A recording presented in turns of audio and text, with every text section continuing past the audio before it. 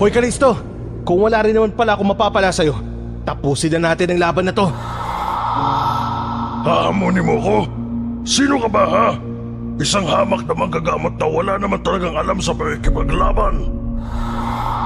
Para to sa mga inosenteng taong pinatay mo. Mamatay ka na, Kalisto!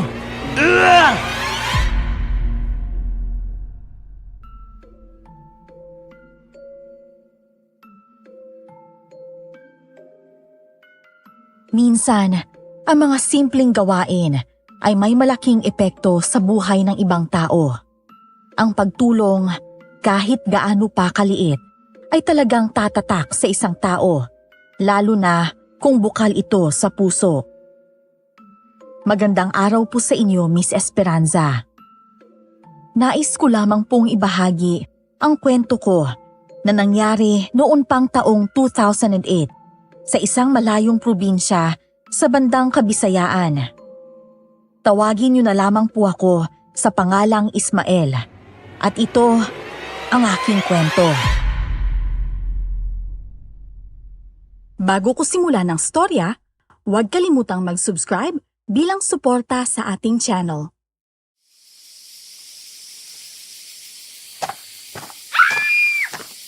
Ano yun? Isaac? Nasaan ka na? Sinabi ko naman sa'yo, huwag kang lalayo, di ba? Isaac! Nasaan na kaya yung bata na yun? Yari talaga to sa akin mamaya eh. Marami na mga lamang gamot dito pero lumayo pa talaga siya. Ay naku naman talaga. Mabilis kong tinunton ang dinaanan ni Isaac kanina para hanapin siya. Baka kasi kung ano pang mangyari sa kanya, lalo na't may narinig akong sigaw ng babae kanina. Tumatambol na ang dibdib ko sa kabanon nang nakakailang minuto na akong naglalakad, ay wala pa rin akong nakikita na Isaac. Hanggang sa maya-maya pa ay may narinig na naman akong sigaw mula sa isang babae.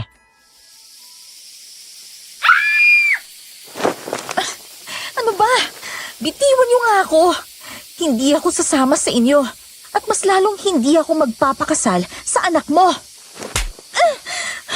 Walang hiya ka.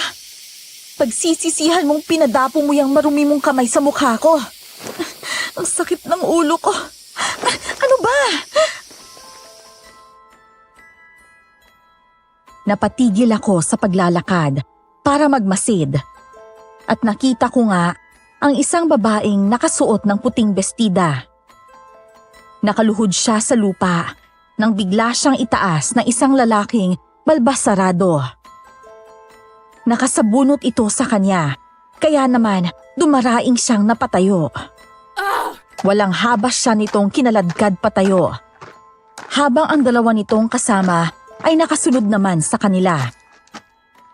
Dahil doon ay mas lalo pang dumoble ang kaba ko at ipinagpatuloy na lang ang paghahanap sa kapatid ko. Maya-maya pa ay humahangos naman itong tumakbo papunta sa gawi ko. Namumutla at parang natatakot.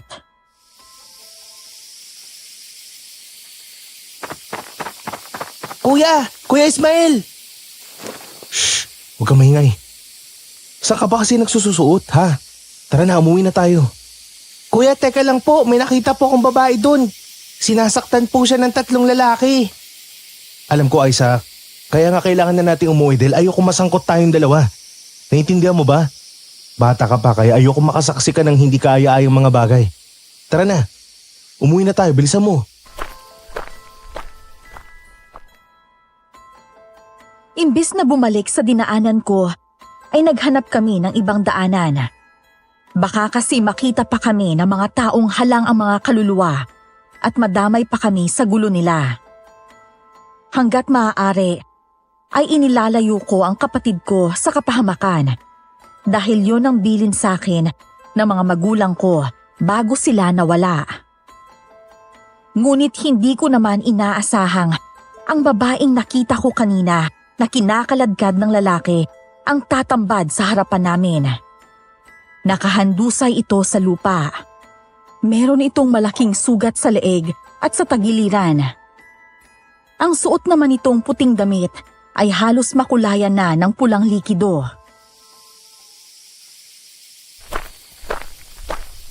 Diyos ko, bakit nandito tong babae na to? Teka Isaac, titignan ko kung may pulso pa siya. Ano po kuya, meron pa po ba? Oo, pumipintig pa yung pulso niya. Buhay pa siya kaya huwag kang mag-alala.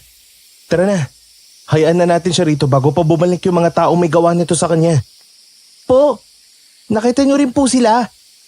Pero kuya, bakit natin siya iiwan? Baka balikan nga siya at tuluyan na ng mga taong yun kapag nalamang buhay pa siya. Kuya, tulungan natin siya, gamutin mo po siya. Isaac, hindi natin siya pwedeng tulungan. Pero bakit po? Dahil isa siyang aswang. Nag-init itong kwintas ko kanina nung mapalapit ako sa gawin nila. Kaya nga hindi na ako nangialam pa kanina dahil alam kong mga aswang sila at labas tayo mga tao sa gulo nila. Nanlulumong na patingin si Isaac sa babae. Alam kong naaawa siya dahil sa nakikita niyang kalagayan nito. Pero ayokong mangialam sa gulong napasukan nito dahil baka pati kami ng kapatid ko ay mapahamak. Nakita ko pang tumulo ang luha ng kapatid ko bago muling bumaling sa akin. Pero kuya, kawawa naman po siya. Saka mukhang hindi naman po siya masama eh. Ayoko magbaka sakali. Baka mamaya makompromiso pa yung kaligtasan natin dalawa. Sana maintindihan mo yung ibig kong sabihin. Pero ikaw lang po yung makakatulong sa kanya, kuya. Pwede naman siyang paalisin kapag gumaling na ang mga sugat niya. Saka ikaw na rin nagsabi dati na hindi lahat ng aswang masama. Napabuntong hininga na lamang ako dahil sa tinura ng kapatid ko. Alam ko kasing hindi niya ako tatantanan kapag hindi ako pumayag. Kaya sa huli ay napagpasyahan kong tulungan ng babae. O siya, tara na. Dali na natin siya sa bahay at magamot ko na siya. O eto, dali mo tong lagayan ko ng mga halamang gamot para mabuhat ko na siya. Sige po, salamat po kuya. Bakit ikaw ang nagpapasalamat? Hindi naman ikaw tong tutulungan ko. Ang bigat naman itong babaeng to. Ang nipis niya pero ang bigat. Natawa na lang si Isaac habang tinitingnan akong inaayos ang pagbubuhat sa babae. Hindi ko rin naman kasi siya mapapasan dahil wala nga siyang malay at hindi naman kakayanin ng kapatid kong ipapasan siya sa akin. Nang makarating kami sa bahay, ay kaagad ko nang inutusan ng kapatid ko na ayusin ang hihigaan ng babae.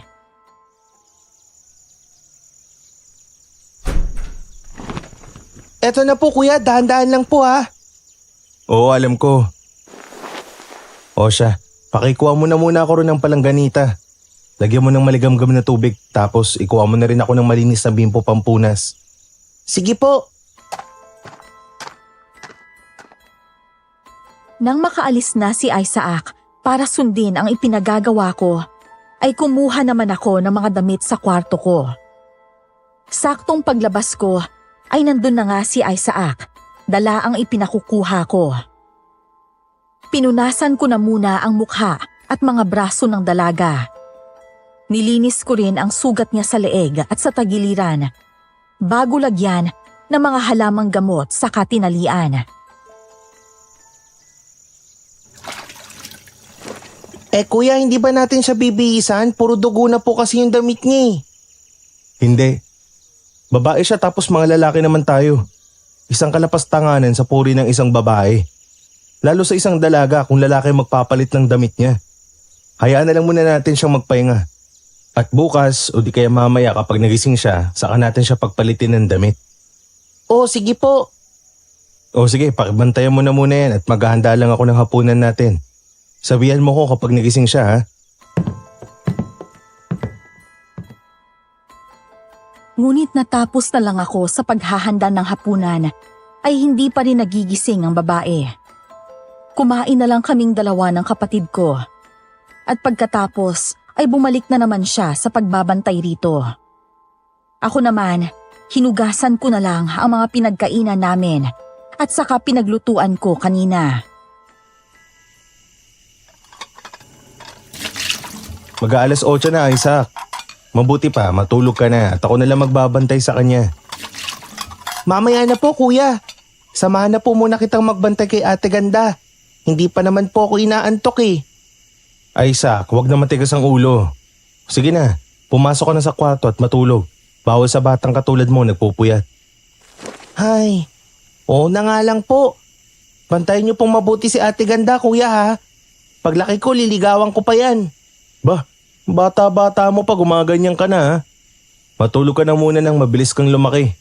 Sige na, pasok na. Kuya, bakit hindi na lang kaya natin patulugin sa kwarto yung si Ate Ganda? Mas magiging komportable siya kung dun siya sa papag mahihiga kasi mas malapad dun. Naisip ko rin naman yan. Kaso nga lang kasi hindi pa siya nakakapagpalit ng damit eh. Mangangamoy malansa yung kwarto kapag dyan natin siya pinatulog. Bukas na lang kapag nagising na siya at makapagpalit na ng damit. Sa ngayon, dito na muna kami sa sala. At ikaw, matulog ka na ha. Ang kulit mo. Kakamot-kamot sa ulong pumasok na nga si Isaac sa kwarto namin. Ako naman, magdamag na nakabantay sa babae habang gumagawa ng mga halamang gamot. Ngunit pagsapit ng hating gabi ay nakarinig kami ng mga alulong ng mga aso. Hindi ko na sana yun papansinin pero bigla na lang akong nakarinig ng mga yapak sa labas. Uminit din ang palawit ng kwintas na suot ko. Kaya naman, nasigurado kong isang aswang ang umaaligid sa bahay namin.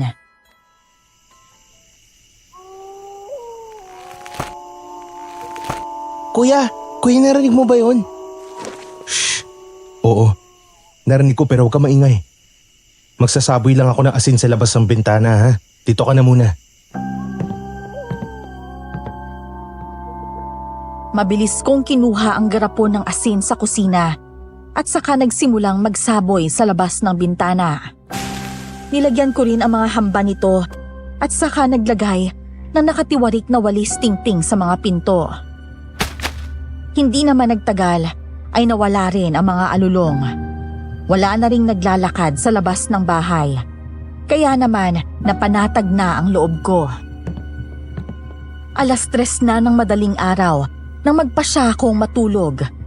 At kinabukasan, isang patay na aso ang bumungad sa akin paglabas ko ng pinto. Wakwak ang tiyan nun at halos mapigtas na ang ulo nito mula sa katawan. Kuya, hala! Kuya, bakit po may patay na aso dyan sa labas? Malakas ang kutob ko, nakagagawan to ng isang aswang. Marahil ay alam na nilang narito ang babae kaya nila tayo tinatakot. Paano na po yan, kuya? Baka patayin nila tayo. Hindi ko papayag. Tinuruan ako ni tatay dati kung paano gagawin ang ritual ng proteksyon. Kaya huwag ka mag-alala. Magsasagawa ako nun mamaya para hindi nila magawa na pasukin tayo rito sa loob ng bahay.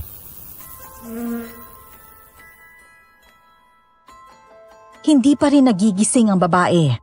Kaya naman, kinahapunan, bago magdilim, ay isinagawa ko na ang ritual. Pagkatapos ay saka ko sinabuyan ng asin ang palibot ng bahay. Ngunit hindi ko inaasahang makikita ko ang isang matandang matiim na nagmamasid sa ginagawa ko.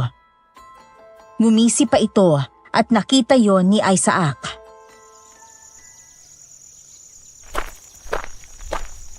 Kuya, diba si Tatang Rudy yun? Oh, bakit? Bakit po ganun siyang umisi? Nakakatakot. Tapos ang pupula pa ng mga ngipin niya. Para siyang aswang. Shh! Huwag kang magsalita ng ganyan. Baka mamaya marinig ka pa niyan eh. Pero kuya, diba sabi ng mga taga-baryo isa siyang aswang? Baka totoo nga. Kasi bakit sa tinagal-tagal natin dito, bakit ngayon lang siya nagawi dito sa atin? Saka ngayon pa kung kailan nandito sa poder natin si Ate Ganda. Ay naku bata ka, ikaw talagang dami mong naiisip. Huwag mo na nga problemahin yung mga bagay na hindi mo naman dapat pinoproblema. Dapat sa'yo naglalaro eh. Pero kuya, gusto ko rin po kasing maging manggagamot katulad niyo eh. Kaya habang maaga pa, binubuksan ko na po yung isip ko sa mga ganyang mga bagay. hindi ko maiwasang mapabuntong hininga dahil sa mga pinagsasabi ng kapatid ko. Ang bata pa niya, pero napakarami niya ng alam tungkol sa mga nilalang ng dilim. Mga bagay na hindi pa dapat inaalam ng mga batang katulad niya. Hindi ko na lang siya sinagot at inutusan na lang na magtimpla ng gatas niya. Inilibing ko na muna ang patay na aso sa likod ng bahay dahil baka dapuan pa ng mga langaw at iba pang insekto. Nang sumapit ang hapon, nandun na naman ulit si Tatang Rudy, kaya naman napilitan na akong kausapin siya.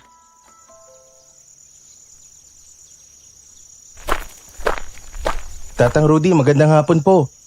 Kung hindi niyo mamasamain bakit ho parang lagi kayong nakabantay sa bahay namin? Pasensya na po nakakabahala lang po kasi. Ngunit imbes na sumagot, ay tinalikuran lang ako ng matanda at naglakad palayo. Napakibit balikat na lamang akong bumalik sa bahay at ginawa na lang ang mga dapat kong gawin. Pagkatapos kong magsaboy ng asin sa bakuran, ay saka na ako naghanda ng hapunan namin. Hindi pa rin gumigising ang babae. Kaya naman, doon pa rin siya nakahiga sa kawayang upuan sa sala. Wala nang mga nagparamdam ng mga oras na yon. Kaya naman, wala pang hating gabi ay nakatulog na rin ako. Kaya kinabukasan, maaga rin akong nagising. Magandang umaga po, kuya. Oh, ang aga mo naman yatang nagising. Ang sarap po kasi ng tulog ko kagabi. O siya, halika na rito at magmumug ka na. Magtimpla ka na ng gatas mo Iyahain ko na tong sinangag sa kapritong itlog at talong. Pagkatapos kong maghain, ay uupo na sana ako sa hapag. Ngunit siya namang sigaw ng isang babae.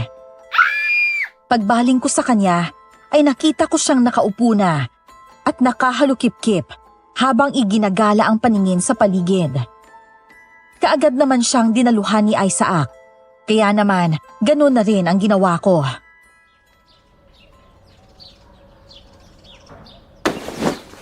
Sino kayo?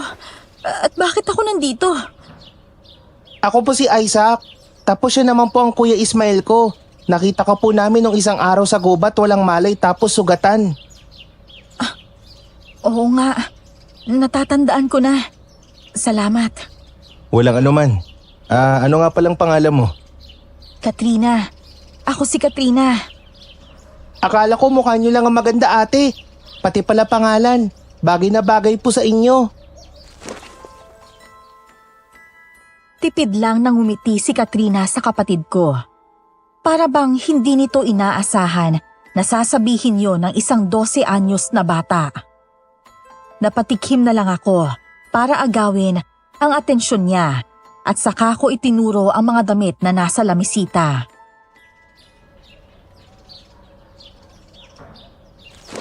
Nga pala, pwede mong gamitin yung mga damit na yan. Pasensya na at yan lang ang maipapahiram ko sa'yo Wala naman kasing babae rito sa bahay kaya sana ayos lang yan sa'yo. Walang problema, Ismael. Salamat dito Walang anuman. Kamusta nga pala yung mga sugat mo? Masakit pa ba? Ang daming dugo na nawala sa'yo dahil dyan Wala na akong maramdamang sakit Sa palagay ko, humilom na to dahil sa mga gamot na inilagay mo. Mabuti naman kung ganun. Kaya mo na bang pumunta sa banyo ng mag-isa? O ihahatid pa kita? Salamat pero kaya ko na to. Sobra-sobra na nga itong mga naitulong ninyo sa akin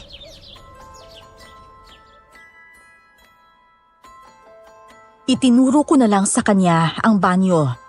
At habang nagbibihis siya, ay ipinaghanda ko na rin siya na makakain.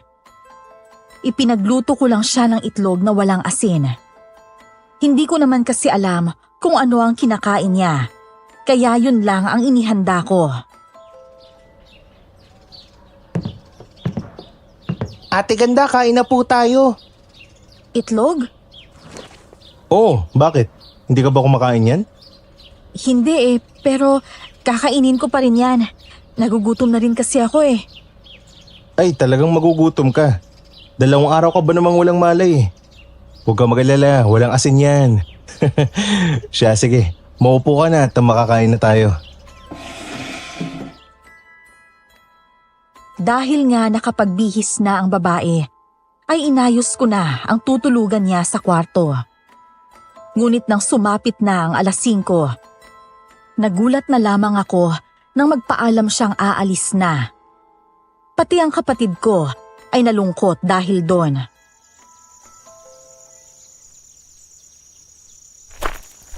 Maraming salamat talaga sa pagtulong niyo sa akin. Tatanawin ko tong isang malaking utang na loob. Ate ganda, hindi ka na po ba talaga mapipigilan? Aalis ka na po ba talaga? Kailangan ay sa ake. Saka hindi dapat ako nandito. Mapapahamak lang kayo kapag nagtagal pa ako rito. Naiintindihan namin, Katerina. Saan ka na pupunta niyan? Hindi ko alam. Basta malayo sa kanila at malayo sa inyo.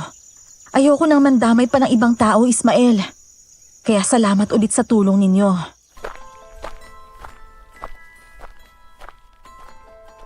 Narinig kong suminghot ang kapatid ko. At pagbaling ko sa kanya, ay umiiyak na siya habang tinatanaw ang papalayong bulto ng dalaga. Mapait akong napangiti, saka tinapik ang balikat niya. Pagkatapos ay niyaya ko na siyang pumasok sa loob nun dahil malapit nang kumalat ang dilim. Papasok na din sana ako pero isang kamay ang pumigil sa akin. Paglingon ko ay nakita ko si Tatang Rudy na matiim na nakatingin sa akin habang mahigpit ang hawak sa braso ko.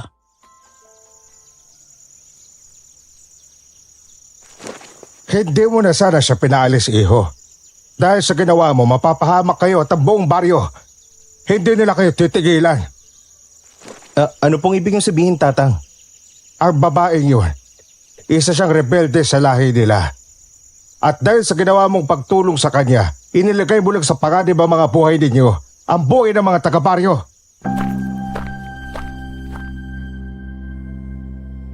Napakunot ang noo ko dahil sa sinabi niya. Paanong mapapahamak kami samantalang umalis na sa puder namin ang dalagang aswang? Pagkatapos sabihin yun ng matanda ay kaagad na siyang umalis. Hanggang sa pagtulog ko ay hindi pa rin mawaglit sa isip ko ang mga sinabi ng matanda. Ayaw akong dalawin ng antok na mga oras na yon. Tatayo na sana ako para pumunta sa kusina nang bigla na lang may kumalabog sa bubungan ng bahay. Dahil sa lakas ng kalabog ay nagising tuloy ang kapatid ko at natatakot na napayakap sa akin.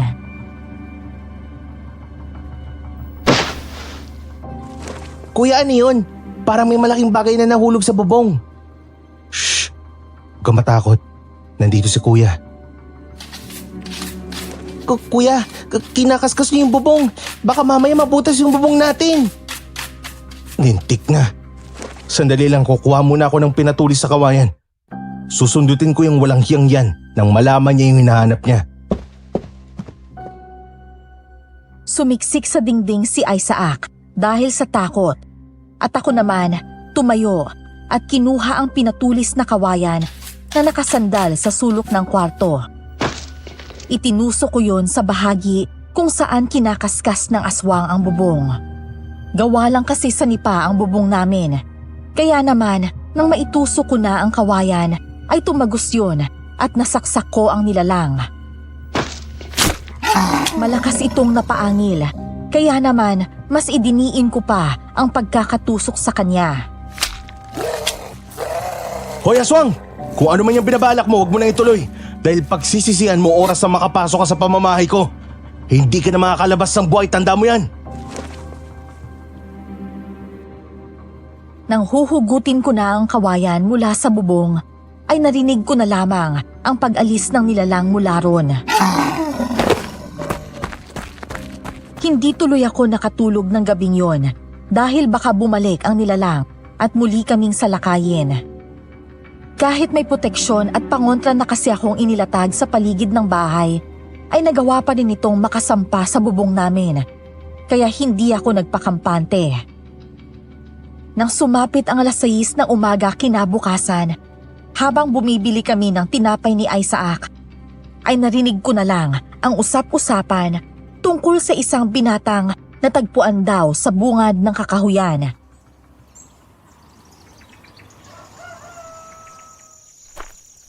Hala kuya, baka aswang ang may gawa nun sa lalaki. Kasi sabi ng ali, wakwak daw ang tiyan tapos nawawala yung mga laman loob. Malakas din ang kutob kong aswang ngayon. Pero sana lang, walang kinalaman dito sa Katrina. Sana nga po. Pero sa tingin ko po kuya, hindi po magagawa ni Ate Katrina yun. Buong araw, napanay ang hikab ko noon dahil wala nga akong tulog ng nagdaang gabi.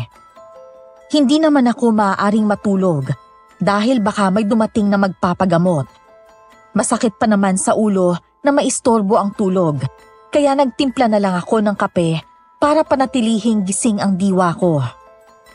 Pagkatapos kong magkape, ay saka ko inabala ang sarili ko sa pagturo kay Isaac sa paggawa ng mga halamang gamot. Saktong pagtapos namin ay saka naman may dumating na isang ali. Tao po. Kuya, may tao po sa labas. Pagbubuksan ko po ba? Dito ka lang sa loob. Ako nangaharap sa kanya. Magandang araw ho. Ano hong sa atin? Magandang araw din, iho. Magtatanong lang sana ako kung dito ba yung bahay ni Ismael na manggagamot. Ako ho yun. Sino ho bang ipapagamot nyo? Siya nga ho pala. Pasok muna kayo. Hindi na, iho. Nagtanong lang talaga ako kasi bala kong hanapin muna itong bahay mo. Galing pa kasi ako sa kabilang baryo at ayoko namang maghanap na kasama ang anak ko dahil mahihirapan kami sa paglalakad. Mamayang dapit hapon ko pa sana siya dadalhin dito. Ayos lang ba? Ayos lang naman ho. Sige ho, dalhin nyo lang ho siya rito mamaya. Ano ho bang nararamdaman ng anak nyo? Para naman maihanda ko na kaagad yung mga gagamitin kong gamot sa kanya. Ngunit imbis na sumagot, ay nakita kong inikot niya ang paningin niya sa loob ng bahay namin. Parang may hinahanap siya na kung ano. Nakapagtataka ang mga ikinikilos niya, kaya naman muli kong inagaw ang atensyon niya. Bakit ho? May problema ho ba? Wala naman. Siya, sige. Babalik na lang ulit ako dito mamaya. Salamat. Nang makaalis na ang ali, ay kaagad naman akong nilapitan ng kapatid ko habang nakatanaw sa labas. Parang sinisigurado muna niya na nakalayo na talaga ang babae bago siya nagsalita. Kuya, wala ba kayong napansing kakaiba sa kanya? Ano naman kakaiba yun? Kung makatingin po kasi siya sa loob ng bahay para may hinahanap po siya eh. Napansin ko rin yun pero hayaan mo na. Malalaman ko naman kung may ibang pakay ang aling yun eh. Pareho lang po sila ni Tatang Rudy na nakakatakot. Hindi kaya isa rin siyang aswang? Malalaman natin yan pag bumalik ulit siya dito. Hindi naman kasi nag-init tong kwintas ko eh. Kung ganon, maganda na lang po tayo ng pangontra sakaling isa nga siyang aswang. Oo, tama ka nga. Mas maigi nang mag-ingat habang maaga pa. Po, hapon na po eh. Ay, lokong bata to ah. Seryoso ng usapan natin tapos bigla mong sisingitan ng kabulastugan? Biro lang kuya. Si kuya talaga ang seryoso. Ang pangit po kasi ng mukha mo kapag seryoso eh. Kaya kita pinapatawa. Nakakatawa na yun para sa'yo. Halika nga rito, ang bata ka.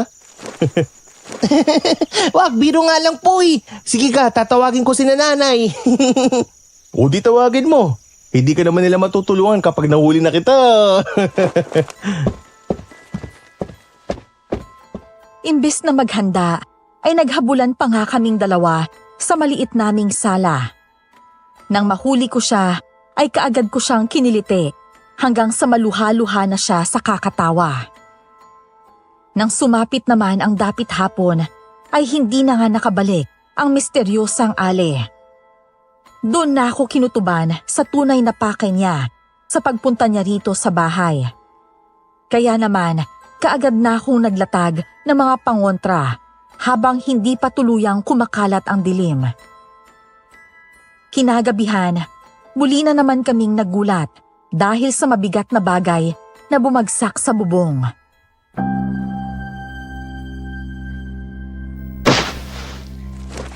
Kuya, nandyan na naman siya. Hindi kaya yung Ali talaga yan?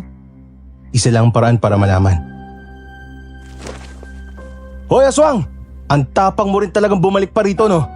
Kilala na kita, kaya kung ayaw mo pang mabura sa mundong ibabaw, umalis ka dyan sa bubungan namin. Ngunit imbis na matinag, ay mas lumakas pa nga ang pagkaluskus niya sa bubong. Hanggang sa nakita na nga namin ang matutulis niyang kuko na tumatagos na. Muli ko namang kinuha ang nakasandal na pinatulis na kawayan sa sulok ng kwarto at saka iniambayon sa tapat ng aswang. Habang patuloy siya sa pagkusko sa bubong, ay siya ring pagbaon ko ng kawayan sa katawan niya. Pumalag siya nang matamaan ko siya. Kaya naman, para hindi siya kaagad na makawala, ay mas diniinan ko pa yon. O ano Aswang? Sabi ko naman sa'yo, wag mo akong susubukan eh. Hindi mo magagawang pasukin ang bahay namin dahil may proteksyon to. Hindi ka basta-basta makakapasok at bago mo pa magawa yun, mapapatay na muna kita. Nang muli kong diinan ng kawayan, ay mas lumakas pa ang angil niya. Hanggang sa ilang sandali pa, ay hindi ko na maramdaman pa ang pagpalag niya. Hindi na ako nag-abala pang hugutin ang kawayan at hinayaan ko na lang yun doon para maabutan siya ng sikat ng araw at doon siya matusta sa bubungan. Nilagyan ko na lang ng bangko ang dulo ng kawayan para hindi dumulas sa pagkakatusok sa aswang. Hindi na rin ako nakatulog noon at pagsapit nga ng umaga ay kaagad akong lumabas ng bahay. Naroon nga ang abo ng aswang at unti-unti nang inililipad ng pang-umagang hangin.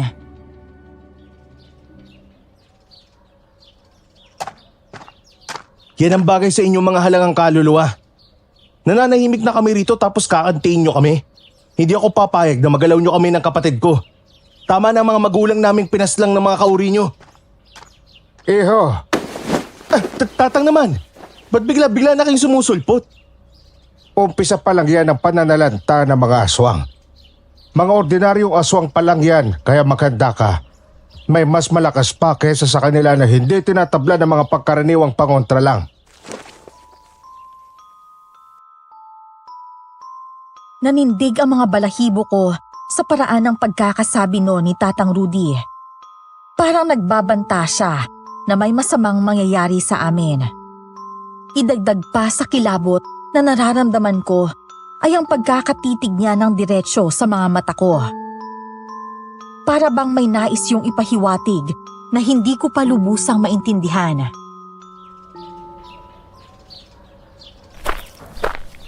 Ay, pangilang buntong hininga mo na yan, kuya. Tapos ang lalim pa. May problema ka ba? Kung iniisip mo po yung mga aswang na gumagambala sa atin tuwing gabi, huwag ka pong mag-alala. Alam ko naman pong kayang-kaya mo silang kalabanin. Naks naman. Idol mo na ako niyan. Siyempre naman, kuya po kita eh. Saka napatay mo nga po yung isa sa kanila kagabi, di ba? Ibig sabihin, kaya mo ring mapatay yung iba.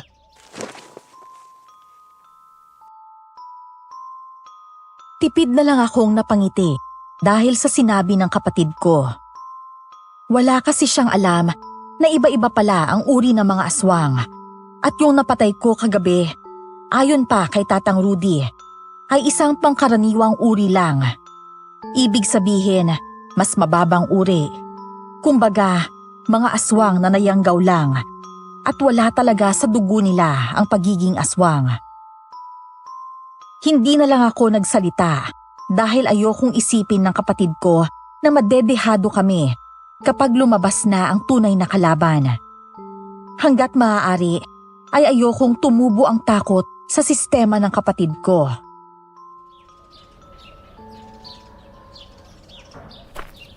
Hindi na po talaga bumalik yung alin, no? Iniisip ko tuloy siya yung aswang na napatay mo. Siguro. Hindi natin alam. Pero kung siya nga, edi malas niya. Mga iyo, saan ang punta nyo? Sa Talipa pa lang ho. Sakay na kayo. Ho? Salamat ho pero maglalakad na lang ho kami. Sapat lang ho kasi tong pera ko pambili ng bigas sa kaulam eh. Ganun ba? Siya tara na. Libre ko na kayo. Abay, kawawa naman yung kapatid mo kung paglalakarin mo lang ng ganong kalayo. Siya sige ho, salamat. Tara Isaac, ikaw na maunang sumakay. Ayos, may libreng sakay. Salamat po, Manong.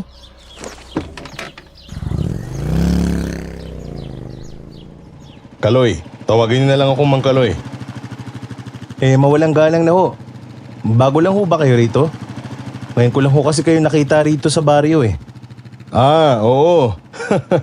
Nung isang araw lang ako lumipat dito tapos ngayon lang ako nakalabas para mamasada.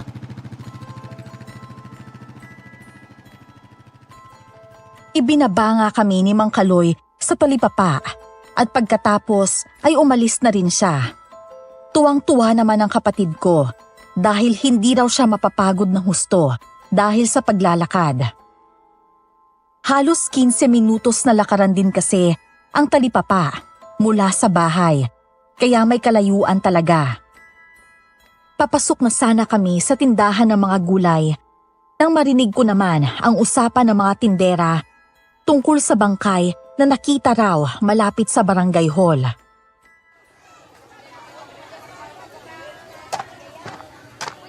Hala kuya, isa na namang binata.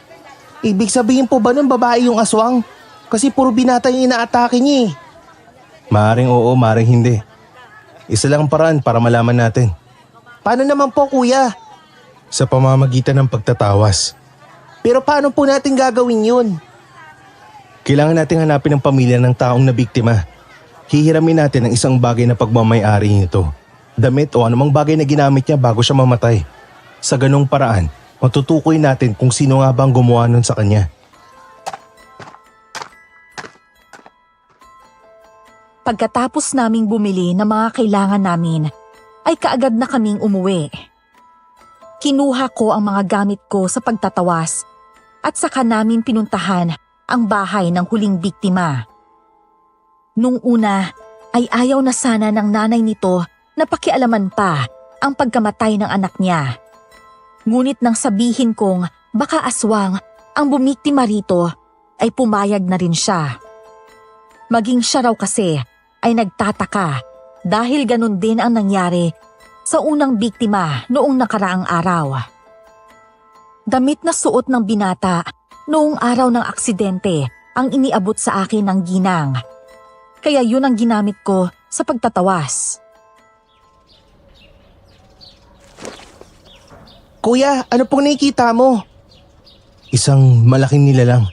Hindi ko matukoy kung lalaki ba o babae pero mahaba yung buhok niya. Ipagpalagay na lang natin isa tong babae.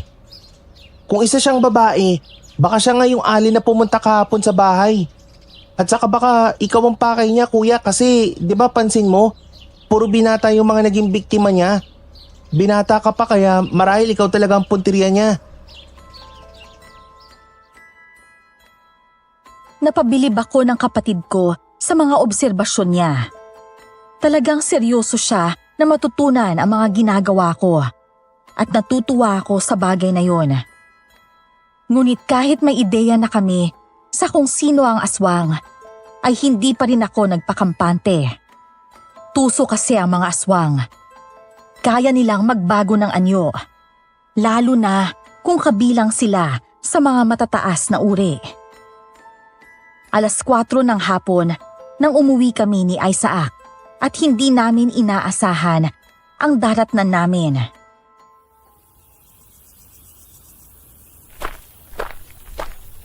Kuya, bukas yung pinto! Walang ya. Paano? Ganandado ko yan kanina. Isaac, Ismael, nandito na pala kayo. Saan kayo galing? Ate Katrina! Katrina? Namiss mo na ako niyan, Isaac? Siyempre naman po. Akala ko po hindi ka na babalik, ate. Pero masaya ako kasi nandito ka na ulit. Wala naman sana talaga akong planong bumalik eh. Kaso, may kailangan lang kasi akong asikasuhin.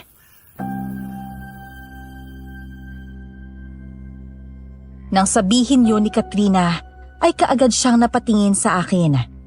Napawi ang ngiti sa mga labi niya, na para bang nagpapahiwatig na may masamang mangyayari. Hindi ko na rin siya tinanong kung paano niya nabuksan ang pinto. Dahil alam ko namang marami siyang paraan, lalo na't isa nga siyang aswang. Inutusan ko na muna si Isaac na ipagtimpla ko ng kape. Saka niyakag si Katrina sa isang mahabang kahoy na upuan sa lilim ng aratilis sa harap lang ng bahay namin.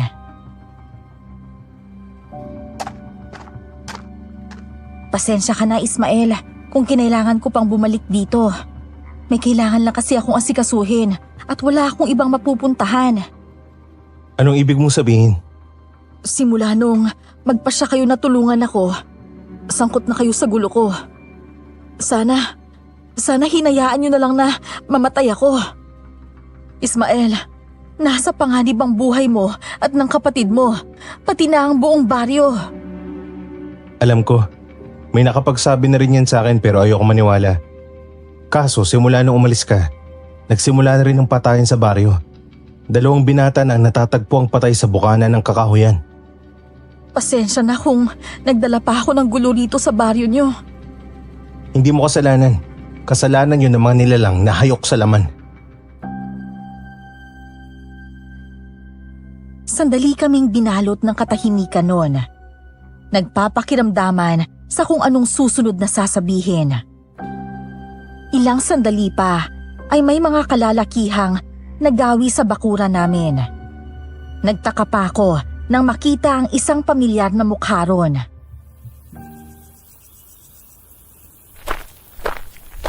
Siya ba yun? Sinasabi ko na nga ba't dito ka lang namin matatagpo ang babae ka? Anong ibig mong sabihin? Sino kayo? Mang Kaloy, anong ibig sabihin nito? Kilala niyo ba siya? Hindi ho ba bago lang kayo rito? Bakit ang aga niyo naman ho yatang gumawa ng gulo? Ismail, iho. Hindi mo ba alam na kriminal yung babaeng yan? Siya ang pumatay sa binatang natagpuan sa bukana ng kakahuyan. May nakakita sa kanya. Kaya kung ako sa'yo, ibigay mo na siya sa amin. Kailangan niya makulong at harapin ang kasalanan ginawa niya. Hindi ako sasama sa inyo. Wala akong ginagawang masama. At hindi totoo yung mga paratang niyo sa akin. Mang Kaloy, baka ho pwede natin itong pag-usapan. Talaga ba? Ganyan ba kababa ang tingin mo sa sarili mo, ha? Na ultimo kriminal, gusto mong tulungan? Iho, para sabihin ko sa'yo, kapatid ko ang nabiktima ng babaeng yan, kaya bakit ako mananahimik? Ang akin lang ho kasi, baka lang ho nagkakamali kayo. Saka, sigurado ho ba kayong si Katrina talagang gumawa nun? May nakakita na nga eh. Bakit papilit mo pa rin inilalayo ang usapan? Siya, kunin na natin tong babaeng to nang madala na sa barangay hall. Ano ba? Bitiwan niyo ako! Sinabing bitiwan niyo ako eh! Bitawan niyo ang babae! Lahat kami ay napalingon nang marinig ang nagsalita. Nakatayo sa labas ng bakuran namin si Tatang Rudy at may dalang parang pipa. Sa harapan namin mismo ay sinindihan yon ni Tatang Rudy at nagulat na lang ako nang mag-unahan sa pagtakbo ang mga lalaki. Si Mang Kaloy naman bahagyang lumayo sa matanda bago muling bumaling kay Katrina. At nakahanap ka pa talaga ng kakampi. Sa bagay, sino ba naman ang tutulong sa'yo kundi ang mga kauri mo ring aswang? Magasalot! Katulad ng mga kasama niya, ay nagmamadali ring umalis si Mang Kaloy. Hindi ko tuloy maiwasang matawa dahil sa itsura ng mga lalaki kanina. Marahil ay natakot sila dahil nariyan lang sa malapit ang hinihinala nilang bantog na aswang.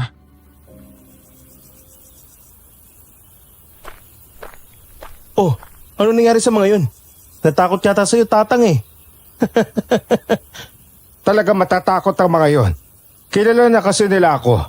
At alam nilang kapag hindi pa sila umalis, ito na magiging katapusan nila. Maraming salamat po, Tatang. Huwag ka magpasalamat sa akin, Iha. Hindi ko ginawa yon para iligtas ka mula sa kanila. Pasensya na po. Alam mo na ang gagawin mo.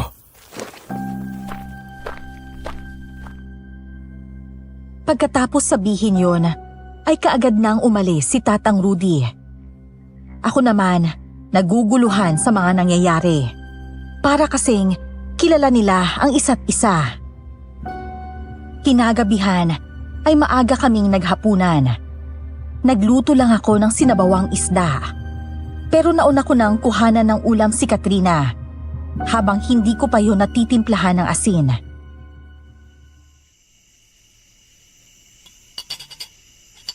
Ang sarap mo talagang magluto, Ismael. Swerteng mapapangasawa mo. Tubig! Tubig! Kuya, ayos ka lang? Ito po tubig oh. Masyado ka bang nasarapan sa luto mo kaya nabulunan ka? Hindi po ate. Nabuksan mo po kasi yung topic tungkol sa pag-aasawa eh. Ni Nobya nga, wala po yan eh. Torpe po kasi. Hoy, Isaac, narinig ko yan ha.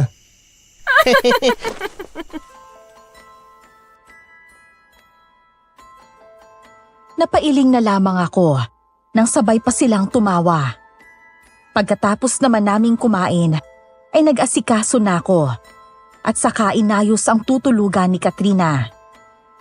Bala kong sila na lang ang patulugin sa kwarto at sa sala na lang ako.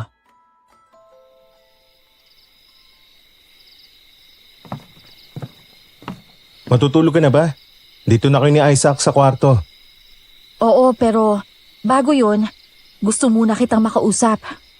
Tungkol saan ba? Mukhang seryoso ang aura mo ngayon ah. Tungkol sa katauhan ko. Alam ko, Katrina, Alam mo? na isa kang aswang. Alam din ba ng kapatid mo? Oo, Kung ganon, mukhang wala na pala akong dapat itago sa inyo. ngayon, sabihin mo na sa akin kung bakit ka namin natagpo ang sugatan ng araw na yun doon sa gubat. Mapait nang ngumiti si Katrina sa akin bago yumuko. Nakita ko ang mumunting butil ng luhang tumulo mula sa mga mata niya. Nakaagad niya namang pinahid.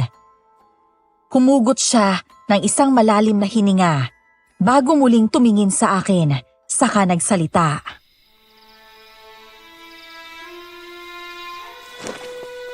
Ipinagkasundo ako ng mga magulang ko na ipakasal sa anak ng pinunong gabunan. Pero tumanggi ako dahil alam ko ang balak ng mga traidor na yun. Ang kasunduan nila, magpapakasal kami ng anak ni Calisto kapalit ng kapayapaan sa pagitan namin, na magkaisa ang lahing bangkilan at gabunan. Ha? Pero bakit kailangan pang magpakasal kayo ng anak ng gabunan?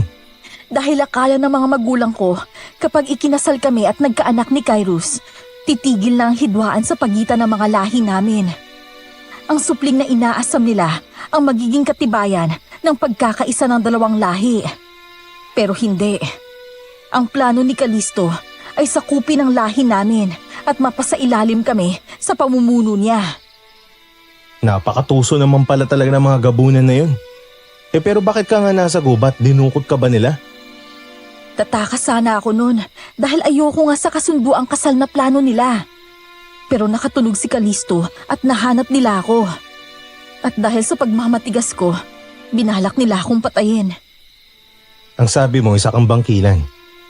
Sa pagkakaalala ko, makapangyarihan ng mga bangkilan dahil nagmula pa sila sa mga sinaunang lahi ng mga aswang.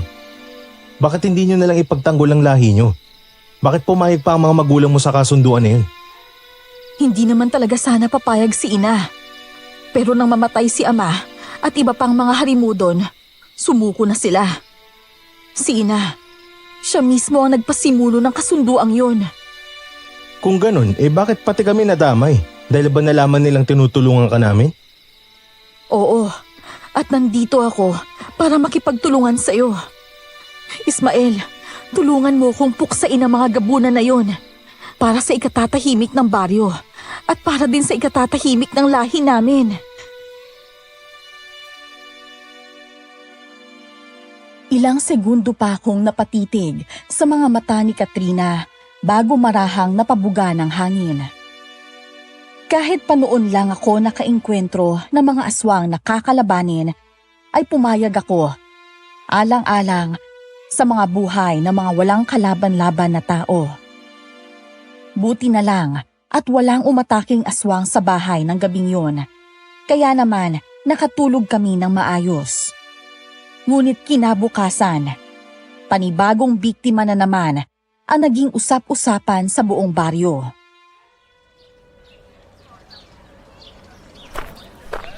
Katrina, sa tingin mo anong aswang kaya ang bumibiktima sa mga binatang yan?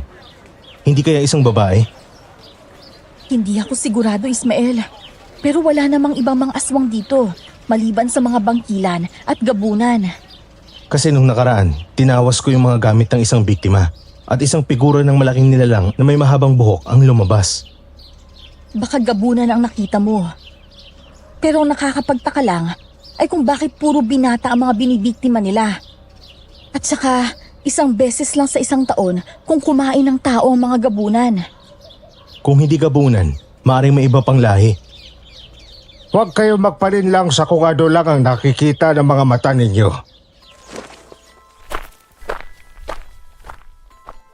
Sabay kaming napalingon ni Katrina sa nagsalita at nakita namin ang paalis na bulto ng isang matanda.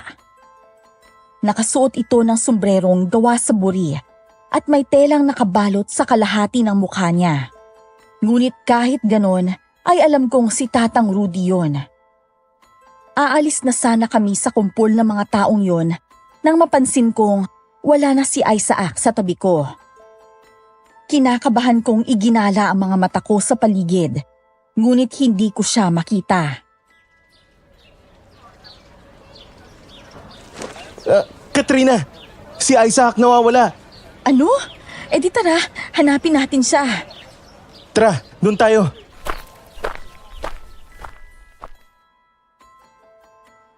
Ngunit halos suyuri na namin ang buong baryo, pero hindi pa rin namin nakita ang kapatid ko. Binalot ng takot ang dibdib ko ng mga oras na yon, sa isiping baka tinangay na siya ng mga gabunan. Ngunit ayokong sumuko at magmukmuk na lang sa isang sulok. Kaya naman, pag-uwi namin ni Katrina sa bahay, ay kaagad kong kinuha mula sa labahan ang damit na sinuot kagabi ng kapatid ko.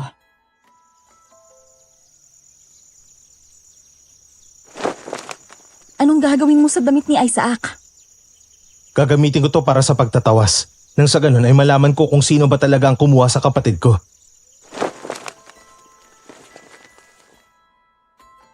Matapos ang pagtatawas, ay kaparehong imahe lang ang ipinakita ng tinunaw na kandila. Isang malaking nilalang na may mahabang buhok. Napakuyom ako ng kamao.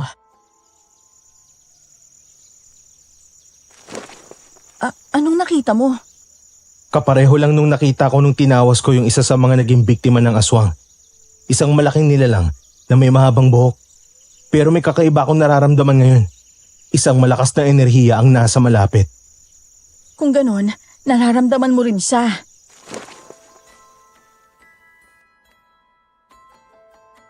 Buong gabi kaming nakiramdam ni Katrina sa maaaring gawing pagsalakay ng mga gabunan. At nang sumapit nga ang 11:00 ng gabi, ay nagsimula nang mag-alulong ang mga aso. Ilang sandali pa, ay may kung anong bagay na naman ang kumalabog sa pinto. Para bang pwersahan yung binubuksan.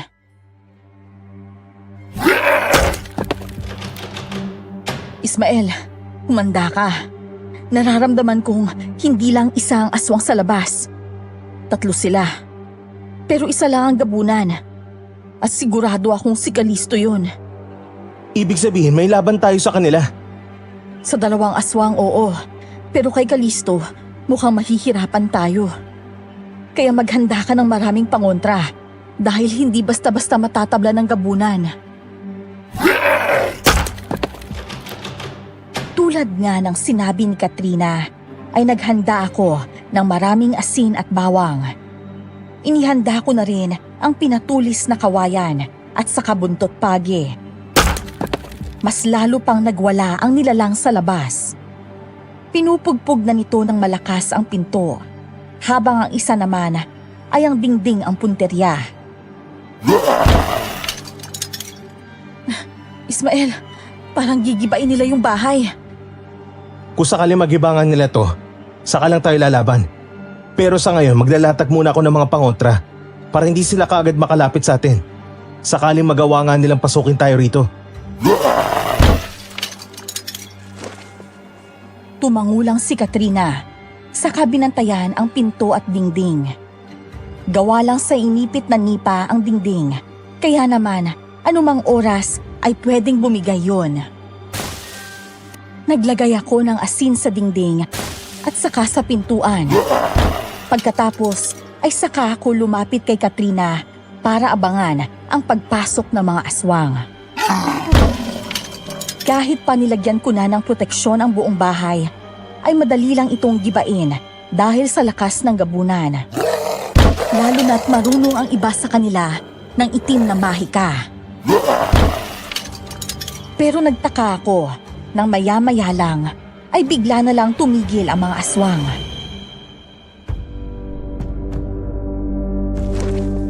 Ha? Ano nangyari? Bakit sila tumigil? Dahil papalapit na si Kalisto. Ismael, humanda ka. Nandyan na siya.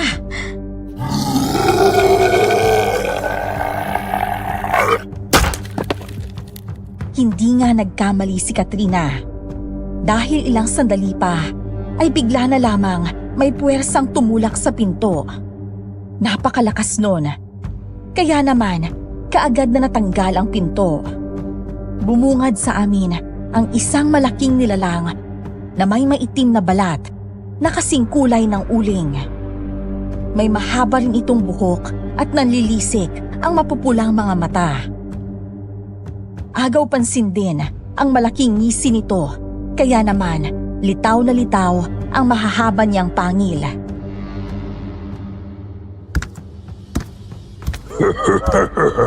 Nagkita ulit tayo, Katrina. Oo nga eh, at ngayon pa lang, nasusuka na ako sa pagmumukha mo. Aba, at matapang ka na ngayon. Sino bang ipinagmamalaki mo? Yung pipitsuging lalaki na yan? Pues, uunahin ko na siyang patayin. Sige, subukan mo kung kaya mo.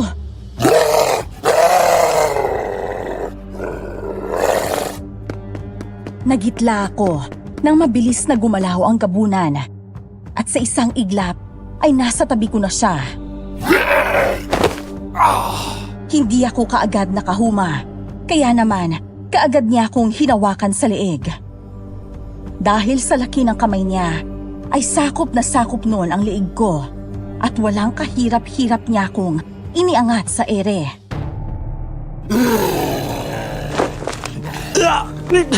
Bitawan mo ko!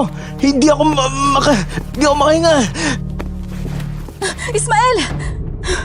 Walang hiya ka talaga, Kalisto. Ibaba mo siya. O ano? Akala ko ba matapang tong binata na to? Isa lang pala siyang pipitsuging manggagamot na wala namang binatbat. Nasasabi mo lang yan dahil naunahan mo siya. Pero hindi ako papayag na mapapatay mo siya ng ganun-ganun lang. Bitiwan mo siya at ako ang harapin mo, halimaw! At sino ka naman sa akala mo para utusan ako, ha? Gagawin ko ang kung anumang gusto ko sa lalaking to.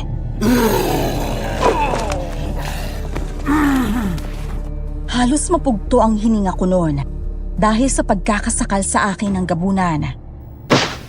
Sa isang iglap lang ay mabilis niya akong natangay papunta sa labas ng bahay. Pero bigla siyang natigilan sa hindi ko malamang dahilan.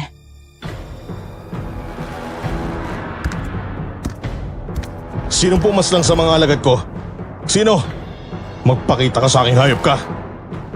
At sino ang tinutukoy mong hayop, Kalisto? Tatang!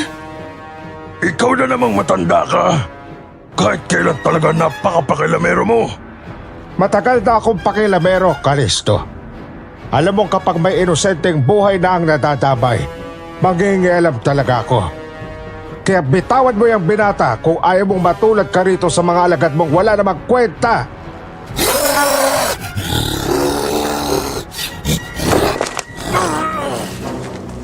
Ramdam ko ang galit ng gabunan nang mas lalo pa niyang hinigpitan ang pagkakasakal sa akin.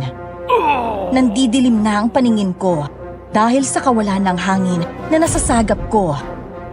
Ngunit napaigtad na lang ako nang bigla ko nitong ibato sa kung saan. Tumama ang likod ko sa isang matigas na bagay at kaagad na nanlabo ang paningin ko. Walang hiya ka talaga, Kalisto. Pagsisisihan mong ginalaw mo si Ismael. Kahit malabo na ang paningin ko, ay kita ko pa rin kung paano magpalit ng anyo si Katrina. Tinubuan siya ng mga pakpak at humaba ang kanyang mga kuko. Sa tulong ng malamlam na ilaw ng magkakalayong mga poste, ay nasubaybayan ko kung paano magpambuno ang dalawang malalakas na uri ng mga aswang. Kaagad akong dinaluhan ni Tatang Rudy at saka tinulungang makaupo.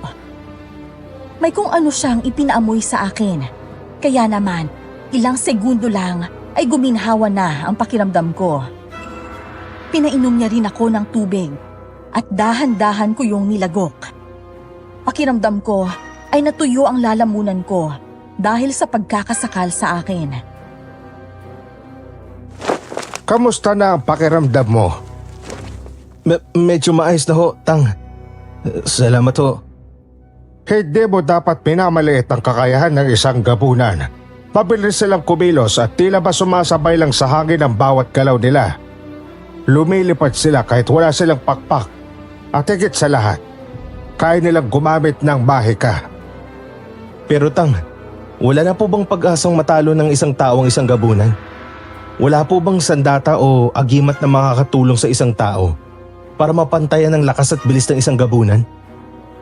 Yang butsyang suot mo, isa yung biyaya ng kalikasan na makakatulong sa'yo para magapi ang isang aswang. Ang kailangan mo lang gawin ay ang makiisa sa mutsyang yan at damhin ang kapangyarihang ibinibigay niya sa'yo.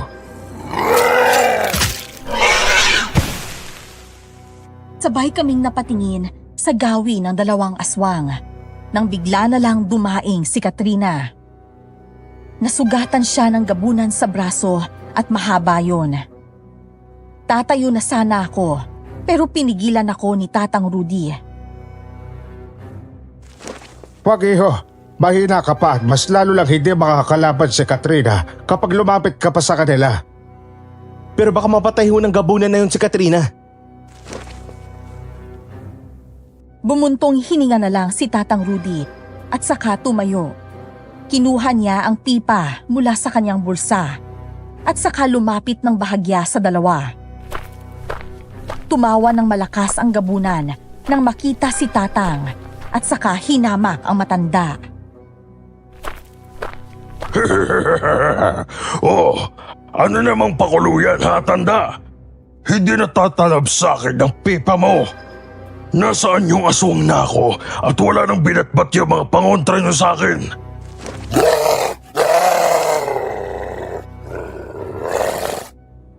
Akmang hahablutin na sana ng gabunan ang pipa nang mabilis itong sindihan ni Tatang.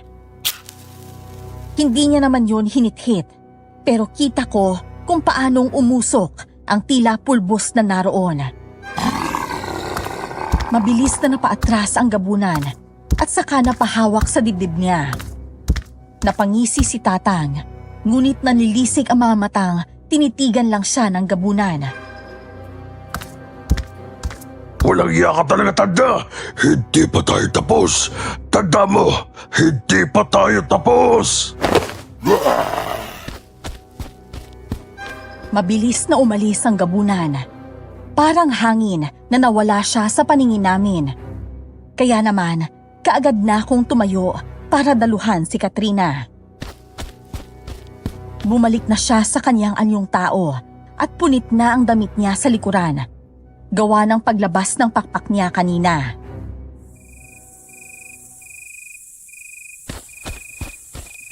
Katrina! Tatang! Kailangan po natin siyang dalhin sa loob. Kailangan magamot ang sugat niya. Hindi na kailangan, Ismael. Kaya kong pagalingin ang sarili ko. Hindi sa gayon, Iha. Nasaan yung tao ka na? Kaya hayaan mo si Ismael na gamutin yung galos mo.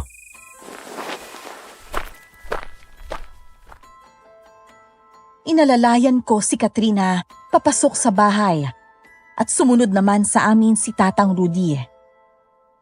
Pansin ko ang paglibot ng paningin ng matanda sa kabuuan ng bahay bago muling bumaling sa amin. Pinaupo ko si Katrina sa bangko para pumunta sa kusina para kumuha ng tubig na maiinom.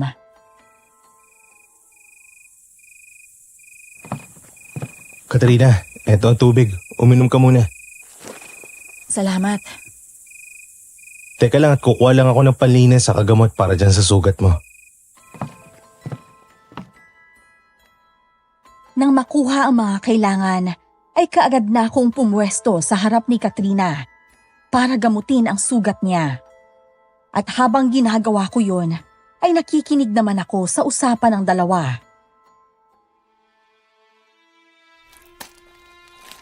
Tang, ano ho bang meron dyan sa pipa ninyo? Bakit nag-anyong tao na kaagad ako kahit na hindi pa naman ako nagpapalit anyo? Dahil ang pipa na ito ay may pulbos ng ako nito. Isang sangkap na kayang pabalikin sa anyong aswang ang isang tao kapag nalanghap niya ito. O di kaya naman ay mula sa pagiging aswang, babalik siya sa kanyang katawang tao. Namangha ako dahil sa pangontra na yon ni Tatang Rudy. Kapag kasi ganon, nasa kanya talaga ang bentahe dahil hindi makokontrol ng isang aswang ang sarili niyang katawan kapag nakaamoy na siya ng usok na galing sa sinindihang ako nito.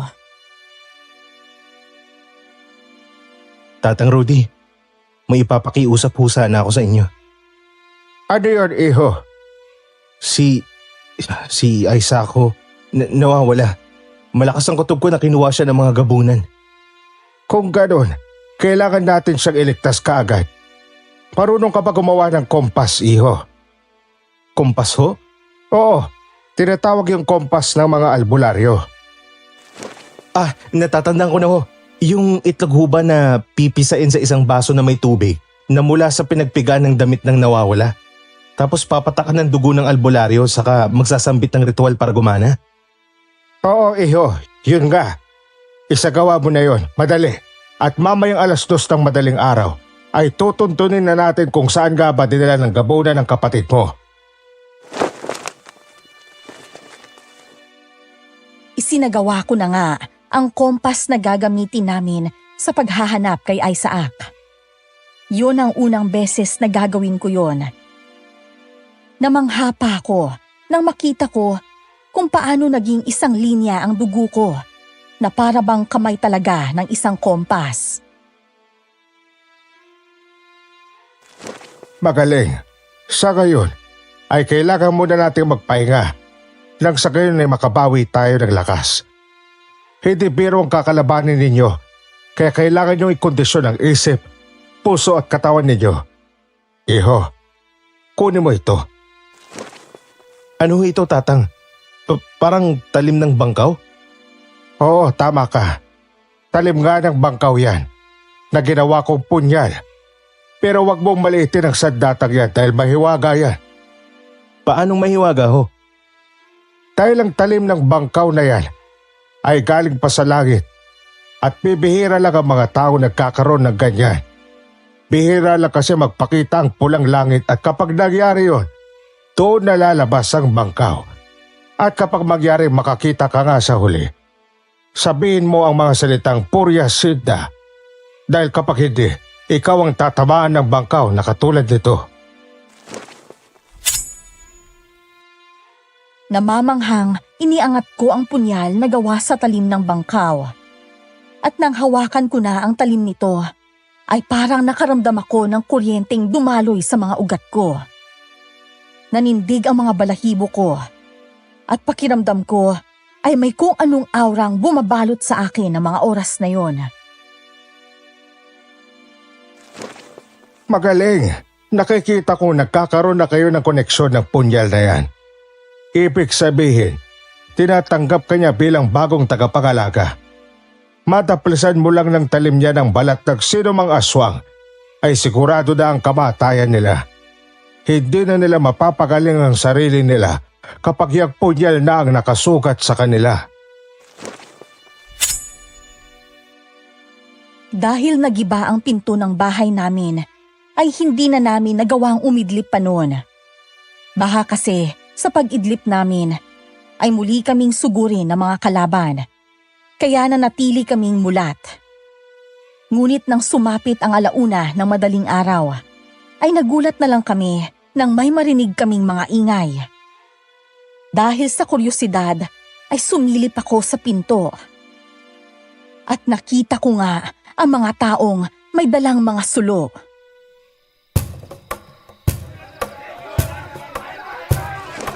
Ismael, anong... Katrina, Tatang, may paparating na mga tao. At sa tingin ko ho, ay dito ang punta nila. May dala sila mga sulo at patalim. May nakakita siguro sa labanan namin kanina ni Kalisto, kaya sila nandito ngayon. Sa palagay ko, hindi. Malakas ang kutob ko na planado na itong lahat at isa lang ang naiisip ko may pakadanon. Ismael! Ismael, lumabas ka dyan! Alam ko nandyan ang babaeng aswang kaya ilabas mo na siya ngayon din. Walang hiya. Si Mang Kaloy na naman. Teka, Tatang, saan kayo pupunta? Kumalma ka, Ismael. May kapag-usap lang naman ako sa kanila. At ikaw, Katrina, huwag kang lalabas hanggat hindi ko sinasabi maliwanag. May gagawin lang ako. Umugong ang bulong-bulungan nang makita ng mga tao si Tatang Rudy na lumabas mula sa bahay. Si Mang Kaloy naman ay nakangisi na parang alam niyang madedehado kami ng gabing yon. Kaloy, ano't naparito kayo? At may dala pa kayong mga sulo? Narinig mo ang sinabi ko, Tatang. Ang babaeng aswang ang pakay namin kaya umalis ka dyan kung ayaw mong madamay. Babaeng aswang bakabo. At sino naman yun? Tatang, huwag kang magmangmangan pa. Alam naming lahat na itinatago ninyo ni Ismael ang babaeng aswang. Kaya ang mabuti pa ho, ilabas nyo na siya dahil kailangan namin siyang dalhin sa barangay. Isa siyang kriminal, kaya kailangan niyang pagbayaran ng mga ginawa niya sa mga binatang naging biktima niya. Dadalhin sa barangay? Nang ganitong oras? Sino naman ang niloloko mo, ha, Kaloy? Nagmamatigas ka pa rin, ha? Gusto mo bang pati ikaw isama na rin namin? Dahil kung tutuusin, kauri ka rin ng babaeng aswang na tinatago ninyo. Mga kasama, huli ng matandang to at kunin natin ang babaeng aswang sa loob. Hep, sandali. Hayaan niyo muna akong makapaghit-hit ng paborito kong tabako.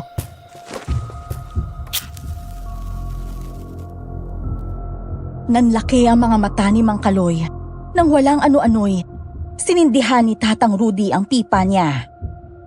Tinabig yun ni Mang Kaloy, ngunit imbis na maapula ang usok, ay mas lalo pa nga itong kumalat. Nalanghap niya ang usok at ilang saglit pa ay kaagad siyang dumaing at umangil. Unti-unti ay nag-iba ang anyo nito.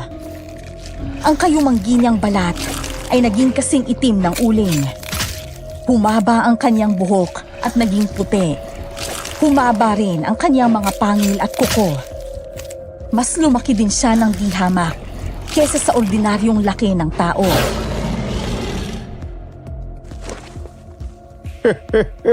Wala ka talagang kadala-dala, no? Minamaliit mo talaga ang kakayahan ng ako nito ko. Kahit gaano ka pa kabilis, Gabunan, hindi mo ko basta-basta matatalo. Walang niya. Hindi ba yan si... Oo, Ismael. Si Kalisto nga. Puti. Bakit hindi ko man lang naramdaman na isa pala siyang aswang? Dahil ba sa itim na mahika? Tama ka. Gumagamit ng itim na mahika ang Gabunan para itago ang tunay nilang pagkakakilanlan. At minsan, ginagaya nilang itsura ng tao para makapanlansi at makahanap ng biktima.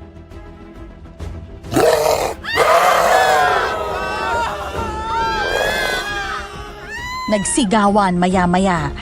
Nang bigla na lang, hawiin ng Gabunan ang mga taong nasa malapit sa kanya. Dahil sa lakas ng puwersa at laki nito, ay nagawa niyang maihagis isa-isa ang mga tao. Kaagad na nagsialisan ang mga ito at sinikap na makalayo sa aswang para iligtas ang kanilang mga sarili.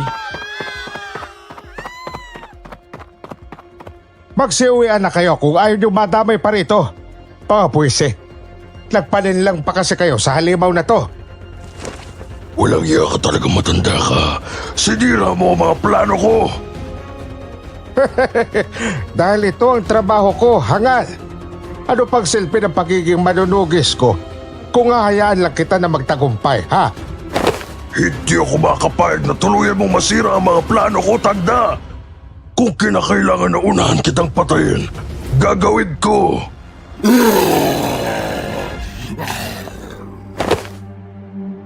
Mabilis na sumugod ang Gabunan kay Tatang Rudy. Ngunit namangha ako nang mabilis din siyang nakaiwas. Nakamasid lang kami ni Katrina sa laban ng dalawa at maging siya ay namangha sa taglay na liksi ng matanda. Halos nasasabayan nito ang kilos ng Gabunan. Pero ilang sandali pa ay may sumulpot namang mga aswang na lakaw. Kaya naman, hindi na rin kami nagpatumpik-tumpik pa ni Katrina at kaagad nang lumabas para tulungan ang matanda. Nagsimula na ring magbagong anyo si Katrina at ako man, inilabas na ang punyal na bigay ni Tatang. Ismael, mag-iingat ka. Oo, Katrina. Ikaw rin. Kaya natin to. Sinugod na kami ng mga aswang na lakaw. Mabibilis din ang mga galaw nila. Ngunit sinisikap naming salagin ang bawat pag-atake nila. Nagagalusan na ako ng mga kalaban, pero parang hindi ko ramdam ang hapdi nun. Parang mas lalo lang akong ginaganahan na makipaglaban sa kanila. Nang maubos na namin ni Katrina ang mga aswang na lakaw, ay nagpapambuno pa rin sina Tatang at ang Gabunan. May ilang mga sugat na rin si Tatang sa katawan at pisngi. Ngunit nagagawa niya pa rin ngisihan ang aswang. Ano, Gabunan? Wala na ang mga alagad mo. Ikaw na lang ang natitira. Sa tingin mo ba, makakaligtas ka pa? Hindi ako natatakot mawala ng kakampi, tanda. Kaya kong gumawa ng kapalit nila kahit kailan ko gusto. Kaya wala na akong pakialam sa mga walang kwentang lakaw na yun.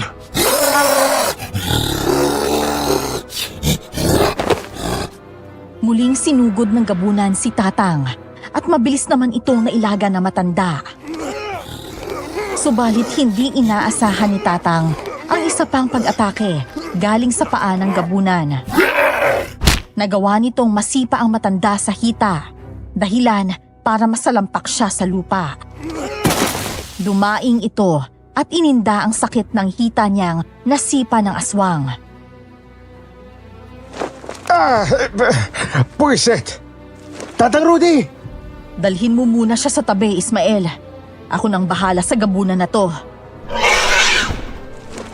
Katrina, mag-ingat ka! Tatang, kaya niyo pa hubad tumayo? Oo, halika. Tulungan mo ako makatayo. Dahan-dahan lang ho. Aray! Puisit talaga.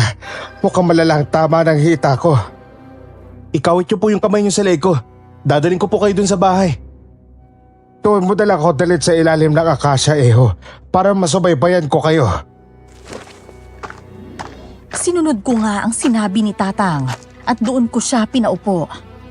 Sumandal naman siya sa katawan ng puno at kita ko ang paghihirap sa mukha niya. Tagaktak na rin ang pawis niya at bahagyang namumutla ang mga labi. Binala kong galawin ang parteng nasipa ng gabunan, ngunit napaigik siya, kaya hindi ko na itinuloy. Sige na, Iho. Tulungan mo na lang si Katrina na talunin ang gabunan. Ayos lang ako dito. Kapag natapos ang lahat ng to, ihatid niyo ako sa ospital. Dahil mukhang hindi to kaya ng simpleng hilot lang. Mukhang namagayata ang tama ko sa hita sa lakas ng sipa ng hinayupak na yon. Sigurado ho kayo? Oo, Iho. Sige na. Bilisan mo tumatakbo ang oras. Tandaan mo, kailangan mo pang hanapin ang kapatid mo. Nang maalala ko ang kapatid ko, mas lalo pang sumiklab ang galit ko sa gabunan. Kinuha ko ang punyal mula sa tagiliran ko at saka yun hinawakan ng mahigpit. Pumikit ako at dinama ang kapangyarihan nito at nang mutsang tangan ko. Ganyan nga, Iho. Mag-focus ka lang sa kalaban mo at tsak na magagamay mo rin ang mga galaw niya. May tiwala ko sa'yo gaya ng pagtitiwala ng punyal na yan sa bago niyang amo. Buisit ka talaga, Kalisto! Ang sakit. Katrina! Yan ang napapala naman katulad mong tapang-tapangan. O ano, sinabi ko naman kasi sa'yo hindi ka ubra sa akin kahit pa isa ka malakas na uri. Walang yakang gabunan ka! Napakasama mo! Katrina, gamutin mo muna ang sarili mo. Ako na munang bahala rito. At isa pang tapang-tapangan. Hindi nga umubra sa akin ng isang mataas na uri ng aswang. At isang bantog na manunugis. Tapos ikaw, hahamunin mo ko? Sino ka ba, ha? Isang hamak na manggagamot na wala naman talagang alam sa pagkikipaglaban. Tama na, Satsat. Puro ka salita.